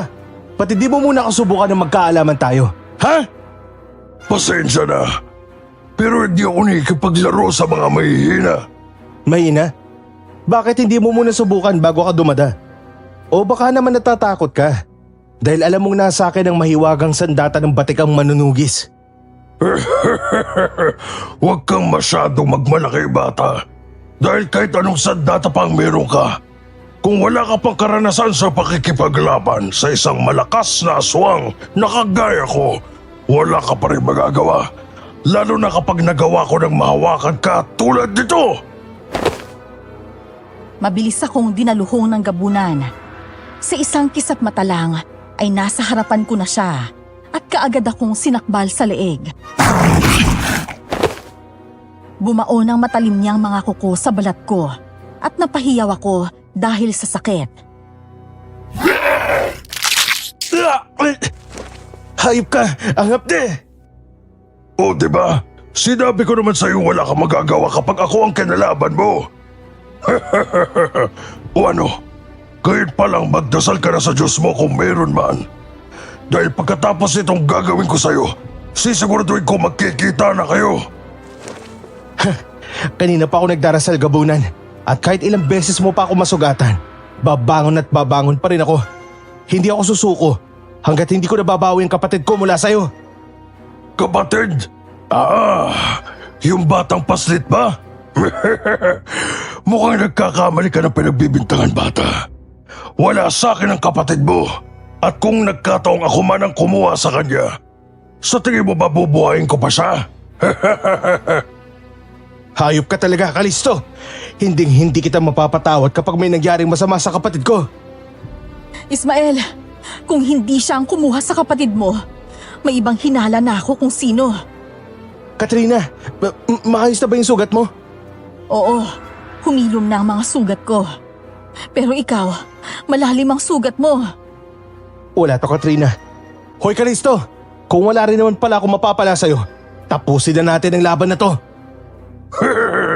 Sige bata, ipakita mo sa akin ang tapang mo. Muling sumugod ang gabunan at ako naman, sinalubong ang gagawin niyang pag-atake. Mabilis niya akong nakalmot sa dibdib, pero nagawa kong masugatan siya sa braso. Nang maramdaman ko ang pagbaon ng sandata ko sa balat niya, ay mas diniinan ko pa yon. Kaya naman, siya na ang naunang umatras sa akin. Ismael! Ang dami mo ng sugat! Ang lalalim pa! Bumubulwak na ang dugo! Kaya ko pa, Katrina. Hindi ako papayag. Nahamakin lang ako ng aswang na to. O ano, aswang? Anong pakiramdam na masugatan ka ng punyal ng isang manunugis? Walang iya ka. Bakit ayaw nito maghilom? Punyemas ang hapde. Para nasusunog ang balat ko. Dahil yan ang kaparehong punyal na pumatay sa ama mo noon, Kalisto. Kaya huwag ka na magtaka kung parehong kapalaran ang sasapitin ninyo. Dahil ang punyal na yan ay sumpa sa mga aswang na kagaya mo. Hindi ako papayag na matalo niyo ako ng gano'n-gano'n lang. Pagbabayad ka, Ismael, pero uunahin kita, tanda! Tila hangin sa bilis na sinugod ng gabunan si Tatang Rudy. Kaya naman, binilisan ko rin ang takbo para maabutan sila. Nang akmang papagitna na ako sa kanila para sana saluhin ang atake ng gabunan, ay bigla na lang itong tumilapon. Nagawa siyang maitulak ni Katrina at saka siya nito sinugod. Pinaulanan ng kalmot ni Katrina ang mukha at dibdib ng gabunan. Ngunit nang makabuelo ito, ay kaagad siya nitong nasaksak sa tagiliran gamit ang mahahaba nitong kuko. Napaigik si Katrina, saka nang hihinang napahandusay sa lupa. Walang yaka talagang gabunan ka! Katrina! Kaagad kong dinaluhan si Katrina at nanginginig ang mga kamay na hinawakan ang sugat niya. Bumubulwak ang dugo mula ron at unti-unti nang bumabagsak ang mga luha sa mga mata niya. Tapusin mo na, Ismael. Alam kong kaya mong talunin si Kalisto. May tiwala ako sa kakayahan mo. Oo, Katrina. Hindi ko kayo bibiguin kaya kumapit ka lang. Babalikan kita. Nang mapatingin ako sa gabunan, ay sinusubukan niyang paghilumin ang mga sugat niyang likha ng mga kuko ni Katrina. Umampat na ang dugo sa mga sugat niya at humilom na ang ilan. At habang abala siya sa ginagawa, ay mabilis akong tumakbo papunta sa kinaroroonan niya. Nakita niya ako, kaya naman kaagad din siyang naghanda at umakmang sasalubungin ang pag-atake ko. Ngunit imbes na dumiretso sa kanya, ay gumilid ako at saka tumalon ng mataas. Mabilis akong nakapunta sa likuran niya at nang humarap siya sa kinaroroonan ko, ay kaagad kong naitarak sa dibdib niya ang punyal na gawa sa talim ng bangkaw. Anong? Dahil wala rin naman ako mahihitang impormasyon sa'yo tungkol sa kapatid ko, maigi pang mamatay ka ng hinayupak ka. Para to sa mga inosenteng taong pinatay mo. At para na rin sa ginawa mo kina Katrina at Tatang Rudy, mamatay ka na, Kalisto! Mas lalo ko pang diniinan ang pagkakasaksak hanggang sa unti-unti siyang mawala ng lakas. Napaluhod siya sa lupa at pumatak ang maliit na butil ng luha mula sa kanyang mga mata. Bumulwak ang dugo mula sa kanyang bibig at maya-maya pa ay tuluyan na nga siyang napahandusay sa lupa. Nang hihina akong napaluhod, nang masigurong wala ng buhay ang gabunan. Tila nanlata ako at noon ko lang dinamdam ang pagod at kirot na mga sugat ko. Ismael, iho, tapos na. Halika, tulungan mo ko. Ipasok natin sa bahay si Katrina para maagapan ang sugat niya. Paano ho itong aswang? Ano ang gagawin natin sa kanya? Hugutin mo ang punyal pagkatapos ay iwan mo na siya dyan. Ako nang bahala sa kanya mamaya. Unahin muna natin tong si Katrina. Marami ng dugo ang nawala sa kanya. Kaagad kong binuhat si Katrina at saka dinala sa loob ng bahay. Inihiga ko siya sa papag at saka nagsimulang kunin ang mga gamit ko sa panggagamot. Bumalik na rin noon sa katawang tao niya si Katrina. Kaya naman, kitang-kita ang pamumutla ng mga labi niya. Pagkatapos kong gamutin ang mga sugat niya, ay iniwan ko na siya sa kwarto para maghanda ng makakain naming tatlo.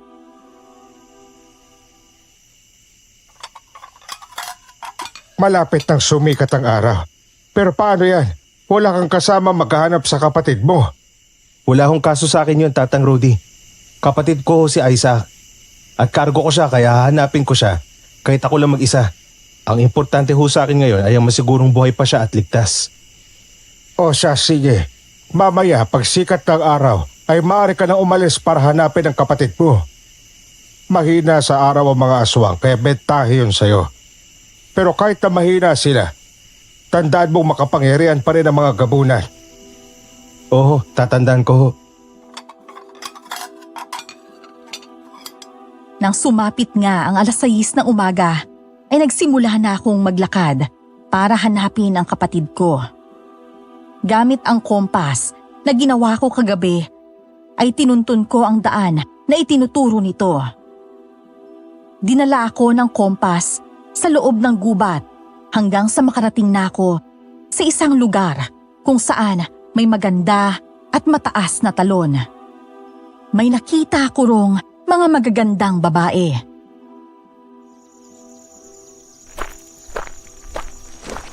Ha? Ba't dito ko dinala ng kompas? Mukhang hindi naman sila mga gabunan. Hindi nga kami mga gabunan dahil mga bangkilan kami. Ay, Diyos ko po! Ali naman, nakakagulat naman ho kayo. Felicia, ako si Felicia at nandito ka sa kuta ng mga bangkilan. Teka, namumukhang kita. Ikaw yung misteryosang alin na pumunta sa bahay namin nung nakaraan. Sinasabi ko na nga ba at may iba kang pakay eh. Nasaan ang kapatid ko? Hindi ako ang kumuha sa kapatid mo, iho. Si Kalisto ang kumuha sa kanya at dinala sa kuta nila. Ho? Walang hiya. Napakatusot sinungaling talaga ng hinayupak na yun. Sabi niya hindi siya may hawak sa kapatid ko. Tapos siya pala talagang kumuha. Pero bakit dito ako dinala ng kompas na to kung siya nga pala talagang kumuha sa kapatid ko? Dahil nagawa namin siyang bawiin mula sa anak ni Kalisto. Nang umalis si Kalisto para hanapin si Katrina, saka kami lumusob sa kuta nila para bawiin ang kapatid mo. At kaya ka dito dinala ng kompas na yan ay dahil nandito siya sa kuta namin. Tumingin ka sa bandang talon. Sinundan ko naman ng tingin ang sinasabi ni Aling Felicia at halos maluha ako nang makita ang kapatid kong masayang nakikipaglaro sa ilang mga batang babae. May mga paru-paro pa na palipad-lipad sa uluhan nila na siya namang inaabot nila. Diyos ko, salamat naman at ligtas ang kapatid ko. Aling Felicia, maraming salamat ho sa tulong nyo. Siya nga ho pala, ibig ho bang sabihin, anak nyo si Katrina? Hindi ba kami magkamukha? At saka, kaya ako nagawi sa inyo noon ay dahil hinahanap ko ang anak ko. Natatakot akong baka maunahan ako ni Kalisto sa kanya. Lalo na nang malaman ko kung ano talaga ang plano ng tuso na yon. Nagsisisi ako sa naging desisyon ko. Hindi na sana umabot pa sa ganito ang sitwasyon natin ngayon at hindi na sana kayo nadamay pa. Nangyari na ho ang nangyari, Aling Felicia. Siya nga rin ho pala, nasa bahay ho si Katrina. Sugatan at walang malay. Ano? Sugatan at walang malay? Oho, nakipaglaban ho kami kay Kalisto kagabi. At nagawa naming mapaslang siya. Maaari ho kayong sumama sa amin ng kapatid ko pag uwi. Para naman makita niyong kalagayan ng anak niyo. Wala na kaming sinayang pa na oras at kaagad na kaming umuwi. Habang naglalakad, ay napakaraming kwento ni Isaac tungkol sa mga naranasan niya mula sa kamay ng mga gamunan hanggang sa masaksihan niya ang labanan sa pagitan ng angkan ng mga gabunan at bangkilan. Naaaliw ako habang nakikinig sa kanya dahil ang paraan pa naman ng pagkukwento niya ay parang galing sa pelikula o di kaya'y sa panaginip niya. Makalipas ang ilang sandali ay nakarating na rin kami sa bahay at naroon lang sa sala si Tatang Rudy, nakaupo habang umiinom ng kape. Tatang, nandito na ho kami. Siya nga ho pala, kasama ko si Aling Felicia. Puntahan mo ang anak mo, Felicia. Nandyan siya sa loob ng kwarto. Wala pa ring balay at mataas ang lagnat. Kailangan niya ang tulong mo. Hindi na nagsalita pa si Aling Felicia at simple akong tinanguan bago pumasok sa kwarto. Sinundan ko naman sila at nakita ko kung paanong napaluha si Aling Felicia nang makita ang sinapit ng anak. Katrina, anak, patawarin mo ko dahil sa padalos-dalos na desisyon ko. Hindi sana nangyari to kung nakinig lang ako sa inyo. Patawad, anak. Hinaplos niya ang noo at namumulang pisngi ng anak at saka inilapat ang palad niya sa noo nito. Nagsambit siya ng mga salitang hindi ako pamilyar at tila nakaramdam ako ng kakaibang lamig sa buong kwarto. Maya-maya pa ay natapos na siya at siya ring paggalaw ng daliri ni Katrina. Nang sa wakas ay magmulat na ng mga mata ang dalaga ay kaagad naman siyang niyakap ng kanyang ina habang patuloy na sinasambit ang salitang patawad. Iniwan ko na sila sa ganoong ayos dahil alam kong kailangan pa nilang mag-usap ng pribado.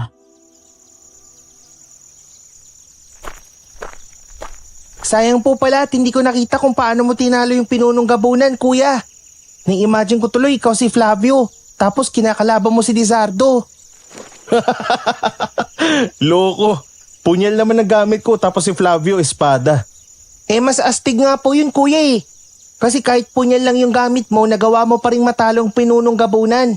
Idol na po kita, kuya. Sus, dati pala hindi mo ko idol. Idol po, pero mas idol na po kita ngayon. Kuya, paglaki ko, turuan mo akong makipaglaban sa mga aswang ha. Para naman may ipagtanggol ko rin ang sarili ko nang hindi umaasa sa ibang tao. Ikaw talagang dami mong alam. Tara na nga lang at maganda na lang tayo ng merienda. Ay siya, mabuti pa nga. May nakita akong kaboteng kahoy doon. Nabibitak ng lupa kaya pihadong may laman na yun. Kung ganun, kunin na natin at baka maunahan pa tayo ng mga daga.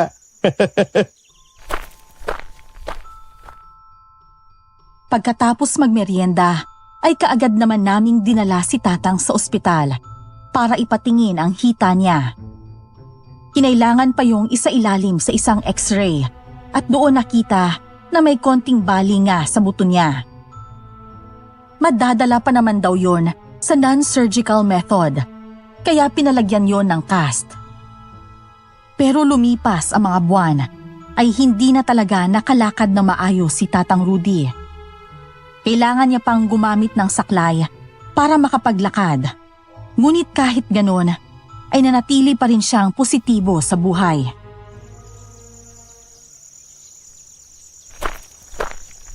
Tatang Rudy, eto na ho yung kape nyo. Salamat, iho. Ilang buwan na nakalipas wala ka bang balak bisitahin si Katrina? Meron naman ho pero hindi na ho muna siguro sa ngayon.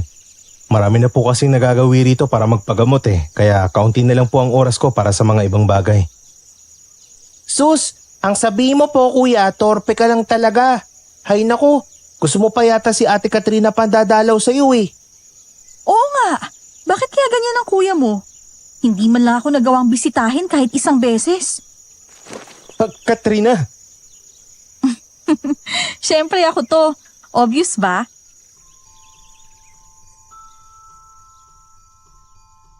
Nagtawanan naman sina Isaac at Tatang Rudy dahil sa naging reaksyon ko. Hindi ko kasi talaga inaasahang magagawi pa si Katrina sa amin, gayong umuwi na siya sa kanila kasama ang nanay niya. Wala nang gulo at payapa na ang baryo mula sa mga banta ng mga aswang. Kaya wala na akong nakikita pang rason para magkita kami. Halos sa amin na namamalagi noon si Katrina. At dahil masaya naman ang kapatid ko sa presensya niya, ay hinayaan ko na lang. Hanggang sa lumipas pa ang halos 2 taon bago ako nagkaroon ng lakas ng loob para umamin kay Katrina tungkol sa tunay na nararamdaman ko para sa kanya. Ba't kasi ang tagal mo? Yan tuloy. Bakit? May iba ka na bang nagugustuhan? Siyempre. Wala namang problema sa akin yun. Masaya na akong maipaalam ko sa'yo itong nararamdaman ko. At saka, hindi naman ako maasang magkakapareho tayo ng nararamdaman Sus, masaya raw. Pero yung mukha niya, parang pinagbagsakan ng langit at lupa. Patapusin mo muna kasi ako. Siyempre, ikaw pa rin. Talaga? Ibig sabihin, pwede na kitang ligawan? Nako, kiss na tayo sa ligawan stage. Diretso na tayo sa pamamanhikan. Ilang taon na lang 30 na tayo. Magpapakipot pa ba ako? Namanhikan nga ako sa kanila, katulad na napag-usapan namin ni Katrina. At pagkalipas ng ilang buwan, ay naikasal din kami kaagad. Sa ngayon po, Miss Esperanza, ay 42 anyos na kami ni Katrina. Biniyayaan kami ng 3 anak sa loob lang ng 15 taon naming pagsasama. Hanggang dito na lamang po ang aking kwento at maraming salamat po sa pag-ere nito. Ako po muli ito, si Ismael, lubos na gumagalang.